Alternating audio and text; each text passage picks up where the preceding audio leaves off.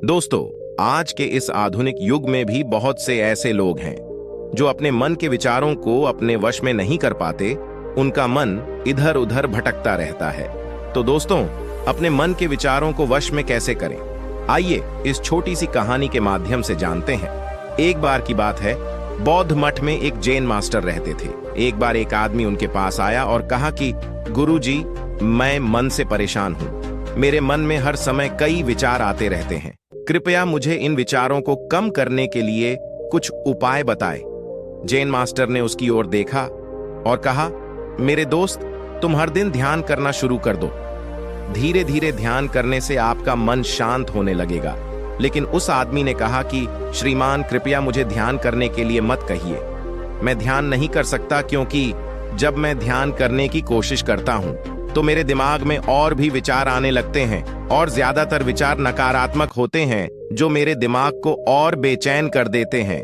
Jain master ने कहा कि चिंता मत करो बेटा, यह ध्यान के प्रारंभिक चरण में होता है, लेकिन धीरे धीरे ध्यान का अभ्यास करने से आपका मन शांत होने लगेगा।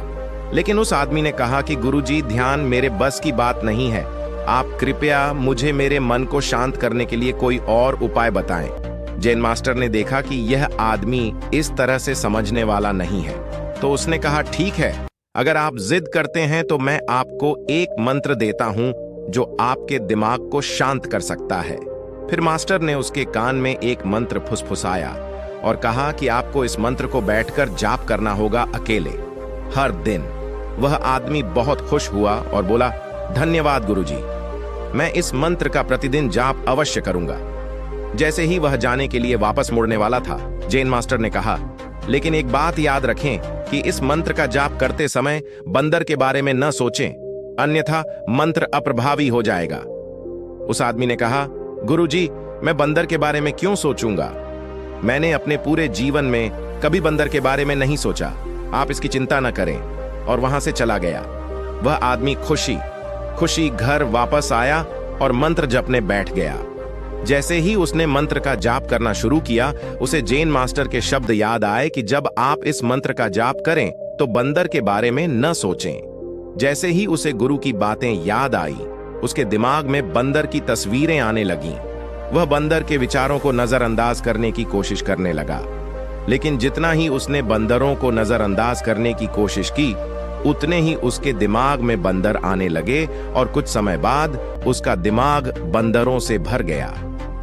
उस आदमी ने सोचा कि जैन मास्टर ने मुझे यह निर्देश क्यों दिया? अगर वह जानता था कि बंदर एक मुसीबत है तो उसे इसका उल्लेख नहीं करना चाहिए था। मेरे दिमाग में और कोई जानवर नहीं आ रहे हैं और बंदर नहीं जा रहे हैं। वह आदमी परेशान हो गया। उसने स्नान किया, नए कपड़े बदले और फिर से एक कमरे में मंत्र जाप करने के लिए बैठ गया। जैसे ही उसने अपनी आंखें बंद किया तो उसे बंदर दिखा। वह जहां भी देखता वे उसके चारों तरफ होते। वह रात को बंदरों को देखता, यहां तक कि वह अपने परिवार के सदस्यों के चेहरे में बंदरों को देखने लगा। वह आदमी पागल हो रहा था। वह जितना ही बंदरों को नजरअंदाज करने की कोशिश कर रहा था, उतने ही उसके दिमाग में बंदरों की बातें आ रही थीं। सुबह तक वह लगभग पागल हो चुका था। अगली सुबह वह वापस जैन मास्टर के पास दौड़कर गया और उन्हें सब कुछ बताया और कहा कि गुरुजी, आपने मुझे कैसा मंत्र दिया है।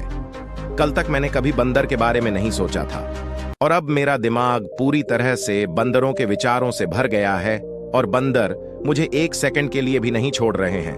कृपया मेरी मदद करें और मेरे दिमाग को इन बंदरों से मुक्त करें। जैन मास्टर ने कहा, ठीक है, बस आराम करो और मंत्र पढ़ना बंद करो, कुछ मत करो। वह आदमी निश्चिंत होकर बैठ गया और मंत्र पढ़ना बंद कर दिया। उसे आश्चर्य हुआ कि अब बंदर का तो ख्याल ही नहीं रहा, सब कुछ सामान्य हो गया। तब जैन मास्टर ने कहा कि मैं तुम्हें हमारे मन की प्रकृति के बारे में बताना चाहता था। कभी भी अपने मन से लड़ने की कोशिश मत करो। मन एक गति की तरह है। स्प्रिंग को जितना दबाओगे उतना उछलेगा। इसी तरह आप अपने मन को जितना दबाने की कोशिश करेंगे, वह उतना ही मजबूत होता जाएगा। शांत रहें, मन के विचारों को देखना शुरू करें और आप पाएंगे कि आपका मन धीरे धीरे अपने आप शांत हो जाएगा। और मन को देखने के लिए आपको ध्यान करने की आवश्यकता है। अगर हम अपने जीवन में देखें तो पाएंगे कि हमारा मन एक बंदर की तरह है जो हर समय बेमतलब इधर उधर उछलता कूदता रहता है। यदि आप इस बंदर मन को बलपूर्वक रोकना चाहते हैं तो आप ऐसा नहीं कर पाएंगे। जैसे जितना अधिक आप उसके स्प्रिंग को दबाने की कोशिश करेंगे उतना ही वह उछलेगा। इसी प्रकार आप जितना अपने मन के विचारों को रोकने की कोशिश करेंगे वे विचार उतने ही अधिक बढ़ते जाएंगे। अगर आप इन विचारों को जबरदस्ती रोकने की कोशिश करेंगे तो आप उन्हें रोक नहीं पाएंगे। इसके बजाय इसे रोकने का हर प्रयास इसे ऊर्जा देता है। इससे बचने का हर प्रयास ध्यान बन जाता है। जब आप किसी चीज से बचना शुरू करते हैं तो आप उस पर बहुत अधिक ध्यान देने लगते हैं। इसलिए विचारों को रोकने की कोई आवश्यकता नहीं है, केवल आपको अपने विचारों को अनासक्त देखना है। हमारे नियमित जीवन में आमतौर पर हम अपने विचारों को देखने में सक्षम नहीं होते हैं, लेकिन ध्यान में आप इसे आसानी से कर सकते हैं। इसलिए आपको अपने मन को देखने के लिए ध्यान का अभ्यास करने की आवश्यकता है। कुछ लोगों का अनुभव होता है कि जब वे ध्यान करना शुरू करते हैं तो उनके दिमाग में अधिक विचार आने लगते हैं, लेकिन इसके पीछे का कारण यह है कि जब हम ध्यान करना शुरू करते हैं तो हमारे दिमाग में छिपे पुराने विचार ऐसे ही निकलने लगते हैं। जैसे अगर आप अपने घर की सफाई करते हैं तो सारा कचरा बाहर निकल आता है। इसी तरह जब आप ध्यान करना शुरू करते हैं तो दिमाग का सारा कचरा बाहर निकलने लगता है और आपको अधिक विचार आने लगेंगे। लेकिन आपको इसकी चिंता करने की जरूरत नहीं है और अपने विचारों को आते और फिर जाते देखते रहें और अपना ध्यान अभ्यास जारी रखें। धीरे धीरे मन का सारा कचरा बाहर निकल जाएगा तो मन अपने आप शांत होने लगेगा और आपको कम विचार आने लगेंगे और लंबे अभ्यास से आप निश्चय ही अपने मन को वश में कर पाएंगे।